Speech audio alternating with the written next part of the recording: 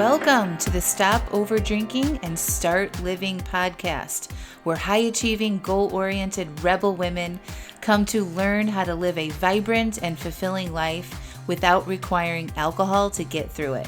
No labels, no judgments, no saying you'll never drink again. Just real proven methods to help you stop rebelling against yourself with alcohol so you can drink less and do more.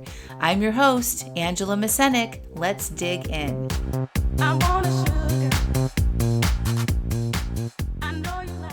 Welcome to episode 252, Parenting and People Pleasing. Well, hello. Welcome back to the podcast. I feel like I'm talking a little bit quieter today. It's a teacher work day, and my two oldest children are home, and they're upstairs. I'm downstairs in my office with the door locked. But, they might be able to hear me, and I don't want them to. So I am using a quieter voice to record this podcast, and so I hope that it comes through for you. So this week's episode is about parenting and people pleasing, and I'm going to be sharing a little bit of a shift that I've had in my own life, which I feel like is a big deal. And when I verbalize this to some of my friends who also have kids or are in the coaching world, it feels like very obvious when I'm explaining to you, but when you have a big shift or you get this really awesome piece of awareness about a problem that you have, so say it's drinking or say it's a relationship or something like that, right? And you've been struggling for a while and you're disappointed and you're frustrated and you keep failing and you feel like you keep trying new things, but nothing sticks. And then you're not really giving up, but you're just like kind of getting exhausted with it, right? And then there comes a point where you're like, you clearly see the problem. You clearly see what you've been doing and how it isn't working and how you're going to stop doing that because like you're fed up. And then you see something differently that you hadn't seen before, and it opens up a whole nother world for you. So this is kind of how I felt when I stopped drinking. And well, really before I stopped drinking. So it was when I was on my long-term break. So for those of you that don't know my history, I found life coaching and then I took a long break from alcohol and ended up being 90 days. That wasn't my goal, but ended up being 90 days. And in that first 30 days, I realized, oh my God, I don't need to drink to have fun. Like that's crazy. That was a mental construct and block that I had thought pretty much my whole life, that drinking made you more fun or made experiences more fun. And when I realized that, I was like, mind blown that actually wasn't true. And that I had more fun without drinking and traveling, et cetera, et cetera. And, anyway, it just like those kind of breakthroughs for me now, because I'm 5 years in, don't happen very often. And so this past week I had one with parenting.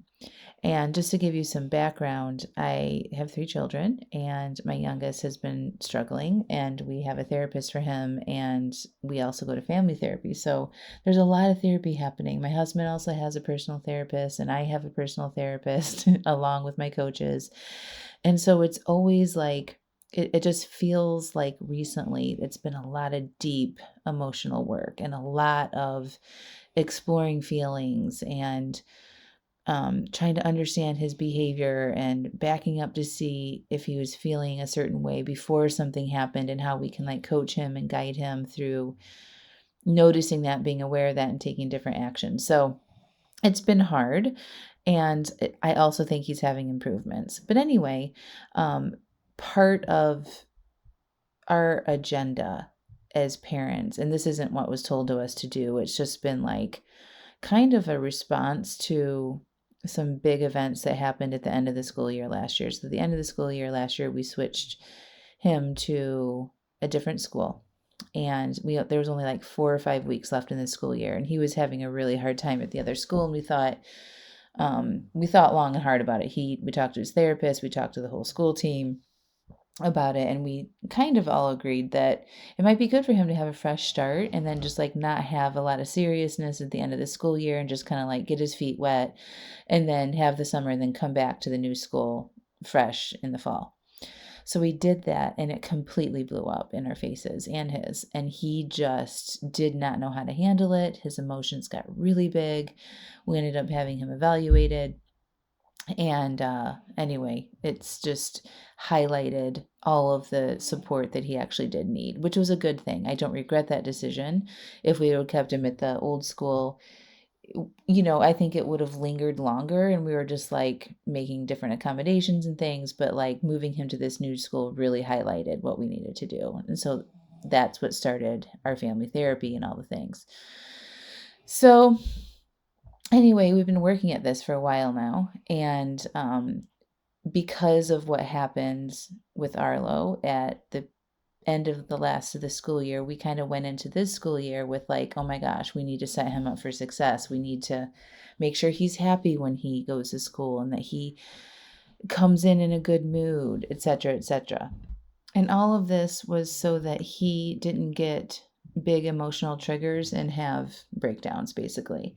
So we wanted him to be happy and have a good, healthy breakfast and, make things easy for him so that like he can show up to school as the best version of himself and then transition into the day easily. And I think that worked for a while, and we needed to do that to help him transition for a while, but then it stopped working. We would wake him up and we would be like, oh my gosh, good morning. It's time to start your day. What do you want for breakfast? Come on down and have some snuggles, which is all very nice on its own. But we were doing it from the place of like, first of all, love, of course. Like we want him to be happy and we want him to feel love and all the things. And like a lot of the times we enjoy doing that. But it got to a point of like us kind of gripping on to this, like we need Arlo to be happy or in a good mood or to start his day off well in order for his day to go well so that our day goes well. Okay. And it just wasn't working. And so I had been feeling like the therapy was a lot. It takes a lot of time out of our day. I didn't feel like we're making a lot more progress. And I just felt there was a lot of focus on protecting his feelings. And, I'm all about helping my kids with their feelings. Obviously, that's a big part of the work that I do for you guys and teach my clients. It's like we got to get comfortable with our feelings. But I felt like the direction was off in this approach, in that we were trying to prevent him from having feelings. And that didn't really sit with me very well. I'm like, feelings aren't a problem. And you don't get to act like an asshole when you have big feelings, So I was already feeling a little frustrated. But one day last week, it was actually the day after Halloween, I woke him up and I was all sweet and everything, asking him what he wants for breakfast. And he comes downstairs and he puts on a coat that is not appropriate for 30-degree weather. And I said, Arlo, that's not the right coat. And he said, I don't have a winter coat. And I said, yeah, you do. You wore it yesterday. And he said, it's too small. And I'm like, no, it's not. I saw you with it yesterday. He goes, well, I left it at school. And he just kind of snapped at me like that. And I'm like, well, you could have just told me that. And then he gives me the silent treatment. And then he has to pack his lunch because he's part of our work is that we're having him, take a little bit more responsibility for things and to kind of grow up a little bit. And he was packing his lunch and the bread was frozen because he didn't get it out the night before and make his lunch that night. And so he was upset about that. So he just kept throwing shade at me and throughout the morning. And I'm like, here I am sitting here like a fool on demand, trying to make my kids eggs and get him off to a good start to his day. And I realized in that moment that was not working anymore. Like it really felt, I was feeling resentful. I'm like, here I am doing all these things and you don't even, you're being disrespectful. I didn't say any of this to him. This is just what's going on in my mind. Here you are being disrespectful to me. And that just was kind of like my cue, my internal cue that this has to change. And I knew that it had to change, but I didn't really know how. I was just willing to keep exploring things and make some different shifts. And I've been working on having more boundaries with them and stuff. So anyway, that day I was just really thinking about it and exploring it and like, what was I doing at 10 years old? And what was my biggest pain points at being 10? Or like, what did my parents do that really hurt me that I had to have therapy over? And I reflected back on being 10 And what I had to do was get myself up out of bed, make my own breakfast, take care of our dogs that lived outside, pack my lunch, and get myself to the bus stop by 6:40 in the morning. And that stuff didn't bother me. Like that didn't cause me any emotional pain. Like my pain from my childhood, it was about not being heard, being a if I would complain about something that they did or I didn't think was right, it would be turned around that it was my fault, that kind of stuff. But it was nothing about chores or taking care of myself. And so when I saw that, it really became clear that my job as a parent is to set my children up for success in adulthood. And it's not to protect their feelings, which has been, I feel like, my unconscious main focus for the past few years, especially because of the pandemic and integrating after the pandemic. And, if you guys have young kids or even adult kids at this point, the pandemic really did a number on our kids, and there's been a lot of higher anxiety and more depression and all these things that came out of the pandemic for our children. So I feel like the focus for the past few years has been around all of the feelings, and it hasn't been as a priority for them to take responsibility for themselves and to grow up to be functioning part of society. And so that day, I really reclaimed what my role is as a parent. And it felt very, very good. And we actually rolled out to the whole family that everybody is getting an upgraded responsibility and that everybody has to set their alarm, get themselves up, make their own breakfast, make their own lunch, and get themselves to the bus stop without us standing around prompting them and nagging at them. And everybody got on board. And our house has been so much more peaceful. And, we're not all angsty. And it has been really, really good. And there's a lot more story to this. But basically, I've shifted a lot of our expectations of them. And, when they come home from school, they are assigned a chore and they have to walk the dogs and they have to turn over their cell phones. Arlo, the youngest, doesn't have a phone, but the older two do. And it has brought out a lot more communication, a lot more hanging out together as a family, a lot more peace, a lot more cooperation, and engagement. And it's just night and day difference. And so I'm like, wow, this is pretty profound for me and how I feel about being a parent. And I think sometimes if you're doing this work on yourself as an adult and you're diving into your feelings and we want to take care of ourselves and not put ourselves, especially when you're cutting back on alcohol and you don't want to put yourself in too challenging of situations because, you want to ease into new things and new opportunities without alcohol. But that's not really the same focus for kids. And I think sometimes myself can be like, oh, I need to support their feelings and I'll give them space to express themselves. And all of that is still true. And this is very nuanced and case by case, obviously. But having the main focus for me, I'm saying for me, I'm not even telling you what you should be doing, but for me to shift into helping them take care of themselves, helping them learn responsibilities, helping them feel the feelings that come from feeling or forgetting their lunch so that they learn. That's literally how we learn, is through making mistakes, and then we feel the discomfort of that and then we readjust. And for us as parents, I think, especially if we didn't have a lot of nurturing and things growing up, and depending on your family of origin and what that was like for you, we can kind of swing to the opposite of trying to do it all for them because we didn't have it as kids. I certainly didn't have a nurturing, like, your feelings are important household. My parents were heavy drinkers and control freaks, and it was very rigid, and they did not make accommodations for us at all. So I went to the opposite end of that.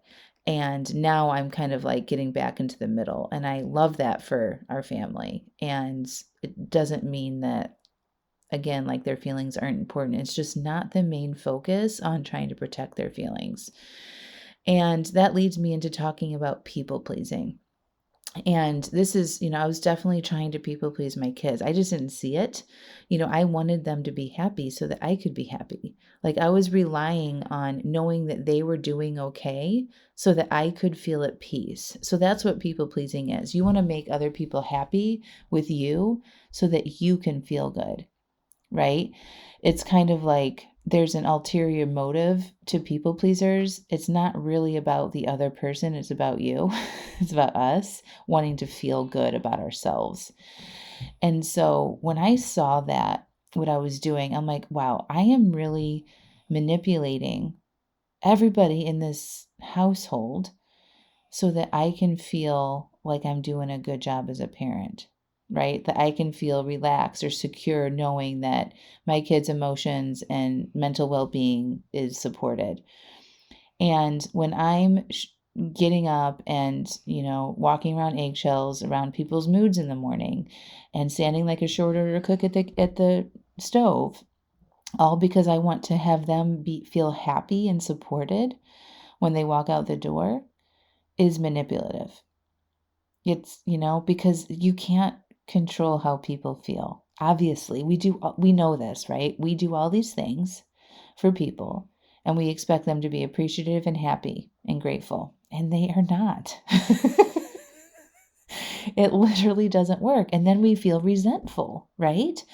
And then, like in the past, I would drink because I would feel that way. I would be like, why do I do all this stuff? And I would just get pissed off at myself and them that I was putting forth all this effort and they didn't appreciate it. Okay, that's people pleasing. And then it creates negative feelings for us. So people pleasing came at a cost for me. I was feeling emotional drained and burnt out as a parent for a while. And I don't feel like after this shift, I have got a renewed sense of energy and clarity and happiness and joy. And I'm just like, I am not um, subscribing to people pleasing my kids anymore. Like, if they don't like it, that's okay. I know what my role is. I know it's very clear to me. And people pleasing is hurting everybody in the house, because then when I get upset because they don't react to the way that I think they should after what I've done, they get upset, right? So now I'm upset because they didn't react the way I think they should. And then they feel that, and then they get upset. Okay. It literally exerts so much more energy. And in the end, people are way more upset than they would have been if you just would have said no, or you can do that on your own, or I'm not doing that anymore. Okay. It's good for them to learn how to do things on their own, right? Let them experience that. And I know this is not going to be a success only journey. I know that there's going to be moments of frustration and all of it, right? But right now, I can see a noticeable shift of stopping people pleasing with my kids. And if you don't have kids, think about doing this for people at work, right? Are you a people pleaser at work? Are you trying to please everybody so that they're happy with you so that you can feel good about yourself? If yes, what would it be like to start doing things because of what you need to be doing for your job? And if people get happy about that, that's great. And you become responsible for your own happiness, right? I'm responsible for my own happiness. I'm responsible for my own sense of clarity and confidence and joy and freedom and relaxation, not my kids. Okay. And not your coworkers and not your parents and not your husbands and spouses and all those people. You're responsible for that. It's nice extra when it happens, when they're like, I love you so much. You're the best mom in the whole world. I'll take it, but I'm not relying on them in their moods or their success at school for me to be happy anymore. And I feel really happy about that. And so I just wanted to share that with you. And if you are over drinking, or if you came from a household of people that overdrink, or you would consider alcoholics, or it was in your family, which it's in most families. I mean, it's very, very prevalent in our society, and you're a people pleaser, it could be because you're seeking to feel good in controlling things that you maybe weren't able to control when you were younger. And so just check in on that with yourself. Maybe do some journaling or ask yourself some of these questions, or if I just rubbed up on something for you, get curious about that and explore that a little bit more. And if you're inside Alive AF, please get coaching on it, ask questions in our Facebook group. I'm here to support you and show you that I too am not perfect. And I'm always willing to see where I'm wrong and where I can adjust. And yeah, that's what it's all about, friends. So I love you all. I hope you've enjoyed this episode. And you should join Alive AF and get your one-time Stop Over Drinking and Start Living support kit so you can have hands-on tools to help you drink less and feel more alive. So the links for those are in the show notes, and I will be back next week. All right, talk to you soon. Bye. I want you to check out angelamascenik.com/AliveAF. You know what it's like to have a desire to cut back on your drinking, right? You start to read books, listen to podcasts, try things, but you might not be able to yet put all the pieces and suggestions together in a way that actually makes sense and works for you. You might struggle with beating yourself up after an overdrink. You might get frustrated with yourself when you take 2 steps forward and then another 2 steps back, and get overwhelmed with what's right and wrong about your relationship with alcohol. Your friends tell you that you should be able to have just 1 drink, and it isn't a big deal. You might be white-knuckling through urges and resisting instead of peacefully processing them. And you might struggle with your identity as someone who has enjoyed having a lot of wine or alcohol in your life. It's around you all of the time. It's what you do and who you are. Well, after 5 years of successfully coaching hundreds of women through these struggles, I have created the Alive AF membership, where women like you can learn the basics on what it takes to cut back and reach your goals with alcohol, whether it is to just drink less or totally quit. And when you join, you will get the exact framework I used to change my own relationship with alcohol and still use today, that has led me to be alcohol-free for over 5 years. You're going to get access to my resources, videos, and worksheets that have been proven to change and reduce how much you drink. Every day you can ask questions, share your obstacles, and get coaching and direct support on the challenges you will face with love and no judgment. Also, you will get immediate access to workshops like uncovering your alcohol identity and changing it, how to say no to things that don't support your new identity or life or goals, aka boundaries. A workshop called Creating Emotional Agency, and another one, How to Manage Your Mind to Succeed at Your Goals, and more. Every month we have a brand new workshop. These workshops are filled with step-by-step prompts and instruction to help you create the exact relationship with alcohol that is best for you. My mission and vision for Alive AF is to be a hub of support and resources for women to come and learn how to do what is best for them and becoming more alive in the process. When you join, you're going to learn how to take care of yourself better, how to feel good and become more alive and go after the life that you really want. I want this membership to be affordable and an easy solution where you can get all the help you need in one simple place whenever you need it. So, no need to go read another book, find a new podcast, attend a free webinar, or go down the path of piecemealing it all together. Join Alive AF and have it all there in one place for you anytime you need it. So, go to angelamascenik.com/AliveAF, and enrollment is open right now. See you inside.